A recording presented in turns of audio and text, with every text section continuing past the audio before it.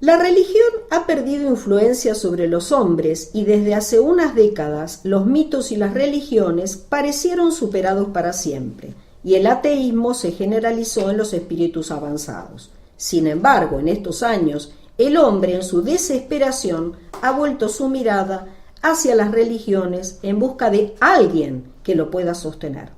Todo eso, me dirán, no son más que leyendas, cosas en las que se creía antes. Sin embargo, cuando el pensamiento y la poesía constituían una sola manifestación del espíritu, que impregnaba desde la magia de las palabras rituales hasta la representación de los destinos humanos, el hombre pudo indagar el cosmos sin romper la armonía con los dioses. Hoy no tenemos una narración, un relato que nos una como pueblo, como humanidad, y que nos permita trazar las huellas de la historia de las que somos responsables. El proceso de secularización ha pulverizado los ritos milenarios, los relatos cosmogónicos, creencias que fueron tan enraizadas en la humanidad, como el reencuentro con los muertos, los poderes sanadores de un bautismo o el perdón de los pecados.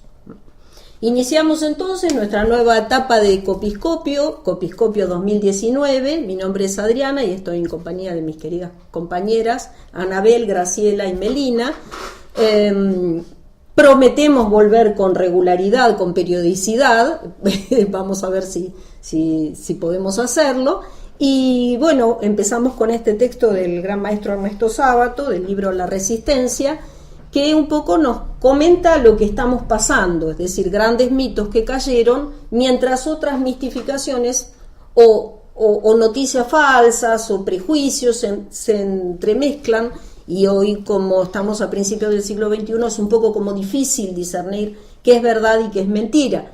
Y quizá haya algunos que estén interesados en que no discernamos demasiado y entonces todo se hace como muy confuso. La idea de Copiscopio es tratar de hablar desde el corazón y vamos ahora a escuchar también a las compañeras para que nos cuenten a ver qué les parece este asunto de Copiscopio.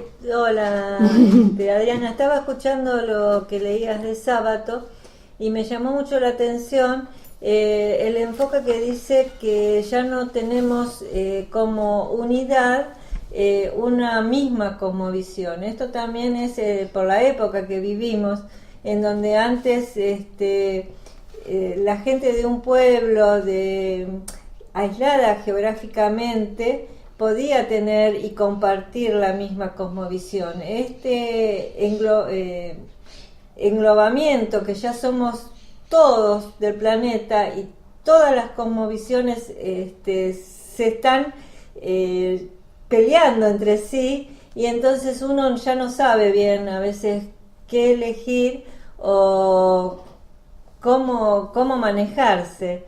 La verdad que es Sábato un maestro. Un maestro, sí. Hay una parte que habla de los valores también, de que al fin se hacen confusos todos los valores, porque es como que se pierde un poco el pie de qué es lo que uno antes creía y daba por sentado y las cosas se complican un poco más, ¿no?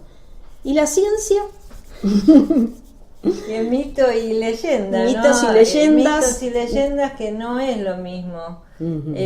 La ciencia los diferencia porque uno tiene un referente más histórico y el otro, la leyenda, es puramente ficción. Uh-huh. Hay tratados y un montón de estudios sobre los mitos, pero realmente los mitos todavía continúan hoy en día y tenemos muchos mitos. Algunos vienen de la historia, otros son mitos urbanos que fueron creciendo y que convivimos con ellos.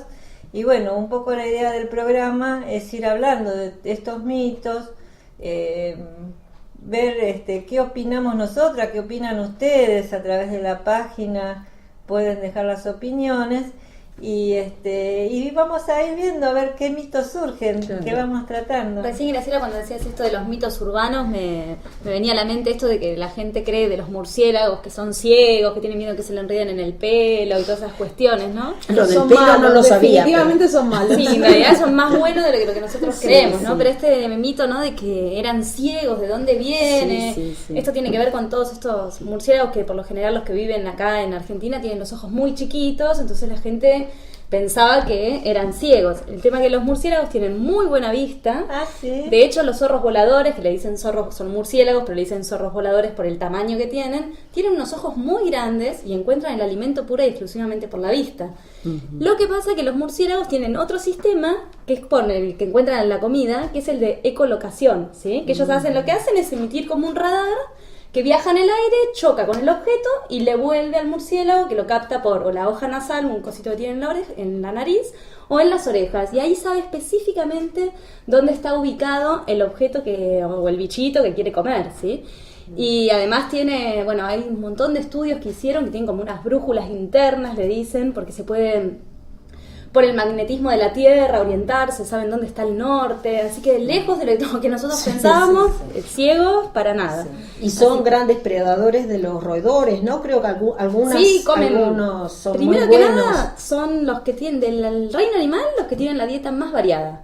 Comen desde roedores, como vos decís, algunos comen ranas, algunos son pescadores, pescan con las patas, otros comen frutas, como si algunos fue a Temayquén, no sé si fueron alguna vez, no quiero pasar el chivo, pero bueno, están justamente estos murciélagos frugívoros. Que son muy grandes. Sí. Y bueno, ellos comen frutas, después hay algunos que comen del néctar de las flores, y bueno, la mayoría come insectos, ¿sí? Bichitos, por eso son tan buenos para nosotros. ¿Es cierto que en Australia hay murciélagos del tamaño de una persona que están como colgados en árboles? Yo escuché una vez algo así, no sé si es un mito o como no lo vi. O por ejemplo en África, la envergadura alar, el tamaño de las alas es muy grande. No sé si tan grande como una persona, tendríamos que verlo, la verdad. Pero como un perro, sí.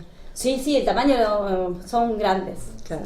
No sé específicamente qué tamaño. Pero no están Acá relacionados. no, en Argentina no hay de ese tamaño. No están relacionados con el tema del vampirismo, que eso sería otro mito. Los murciélagos, digamos, como atacantes. Eso está bueno lo que decís, porque de las más de 1000 especies de murciélagos que hay, solamente 3 son las que chupan sangre. Claro. Y son todas de Sudamérica. Claro. O sea que en África no hay, en Europa no hay. Claro. O sea, En Europa surgió o sea, el mito del vampirismo, Claro. y no hay.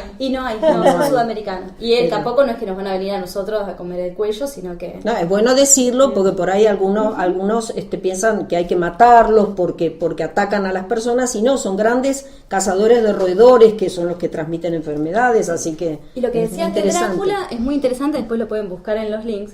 No me puedo acordar ahora el nombre del autor que escribió Drácula, pero en realidad se basó en un príncipe rumano. Rumano. ¿Sí? Claro. Que quería decir, creo que hijo de Vlad del Tepes, dragón, Vlad algo Tepes, así. sí, sobre el tema de Vlad Tepes, que era muy sanguinario, Sí, muy le sanguinario. decían el empalador. El empalador, Sí, él sí. empalaba a todos sus enemigos. enemigos, y sobre la base de ese personaje, que para la región es un héroe nacional. Ellos eso sabía. lo rescatan por haber peleado contra fuerzas que intentaban invadir el país, Vlad Tepes, pero era verdaderamente sanguinario, ¿no?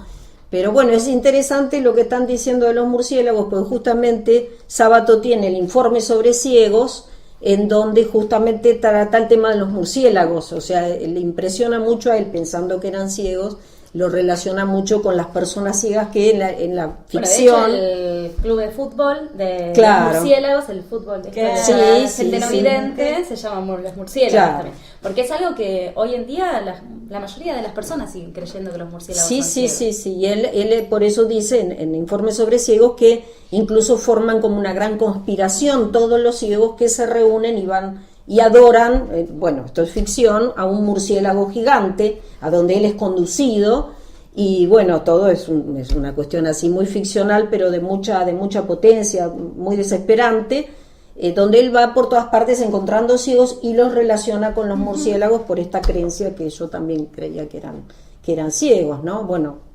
Ernesto Sábato es un maestro, y yo me pareció interesante traerlo porque es una persona que por ahí tiene solo 3 novelas escritas: El túnel, que es muy famosa, Abandon el exterminador, y Sobre Héroes y tumbas, gracias.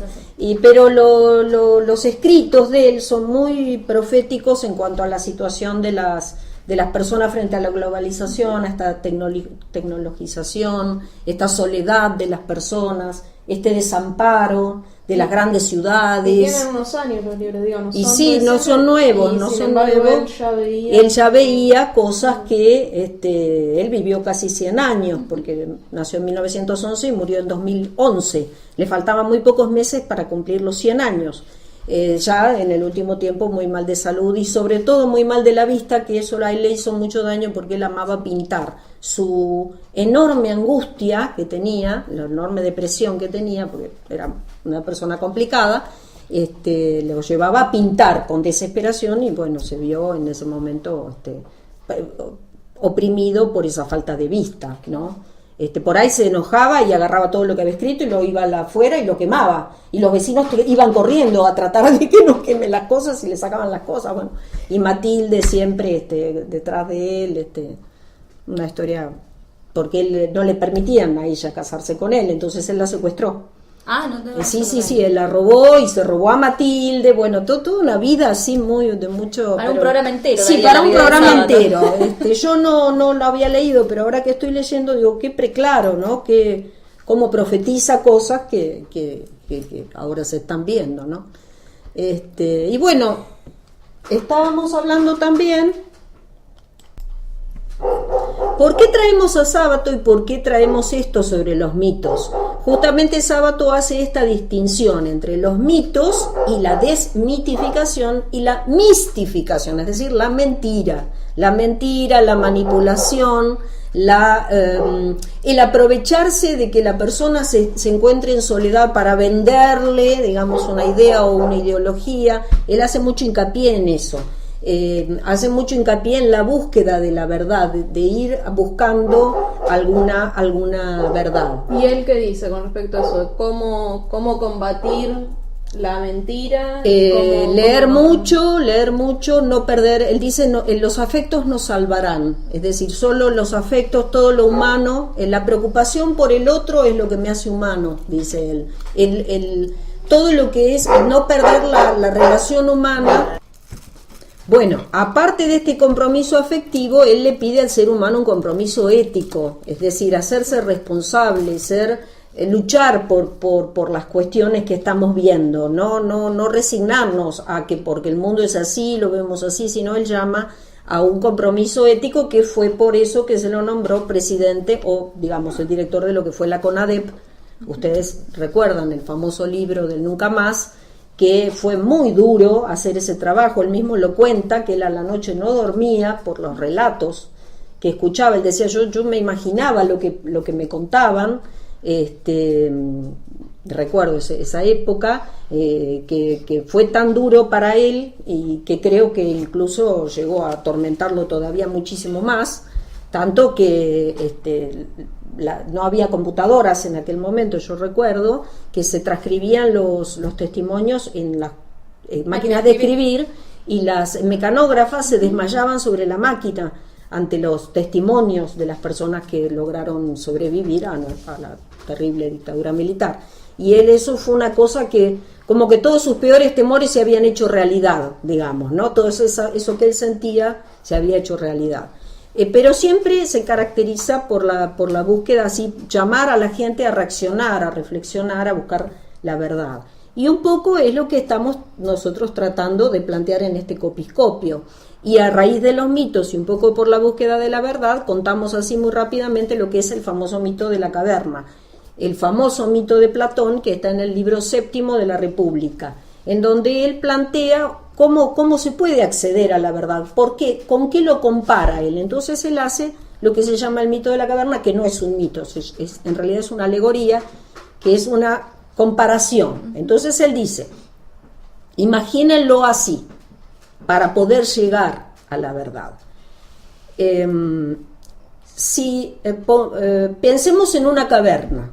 Los seres humanos están siempre en una caverna oscura, sostenidos por su cuello, de manera de mirar siempre hacia una pared. No pueden moverse, están encadenados y condenados a ese destino. Detrás de ellos hay fuego, una fogata, y pasa gente con figuras. Entonces la gente ve sobre la pared de la caverna siluetas. Esto es lo único que las personas pueden conocer.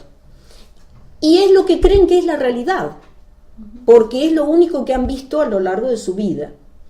Pero si una persona pudiera escapar, dice él, estamos sintetizando, ¿no? Si una persona pudiera escapar, debería subir por una escarpada y pedregosa y muy difícil de subir escalera, una escalera muy pedregosa, y salir al sol. Y el sol él lo compara con el bien. Entonces ese reflejo a él heriría sus ojos, porque de repente está viendo algo que es verdad y que alteraría sus ojos, y empieza a ver ya no las siluetas, sino las imágenes reales de las cosas. Eso es lo que le pasa al hombre cuando sale de lo que cree que es verdad a lo que es verdad en realidad. Si esa persona tratara de volver a liberar a sus compañeros, probablemente ellos se burlarían de él, y si él sigue insistiendo, probablemente lo terminarían matando. Acá hace una cierta comparación con lo que pasó con su maestro Sócrates, que fue, digamos, obligado a beber la cicuta y asesinado. Entonces él dice, no hay tampoco una forma de liberar a las personas per se, porque tienen que querer aprender para buscar, digamos, el sol, que sería como el bien, la verdad, lo justo, lo bueno. Hay que querer buscar la liberación la personal. liberación personal. Él dice, siempre hay un componente personal. Se puede establecer, creo que él establece pasos como para hacer una escuela o un tipo, pero siempre está en la voluntad. Y eso también de que no le creen, no creen la realidad si uno no la ve. Claro. Es como que la realidad que cuenta otro, y bueno, puede ser verdad, puede ser mentira, y no es lo que yo vi, no lo creo. No lo creo, claro. Eso también es parte de los mitos. Claro, porque al estar acostumbrado a ver siempre imágenes, digamos, falsedades. Claro, digamos, 2 dimensiones, cuando le cuentan que en realidad hay 3 dimensiones, no lo va a creer. Claro, y no pueden salir. Y eso es interesante, porque es un poco la búsqueda que plantea también Sábato: buscar, leer, buscar también, pero buscar también en el otro, buscar afectos verdaderos, lecturas verdaderas, cosas verdaderas. Y bueno, muchos lo han dicho, no solamente él, muchos lo han dicho, y Copiscopio también lo va a decir.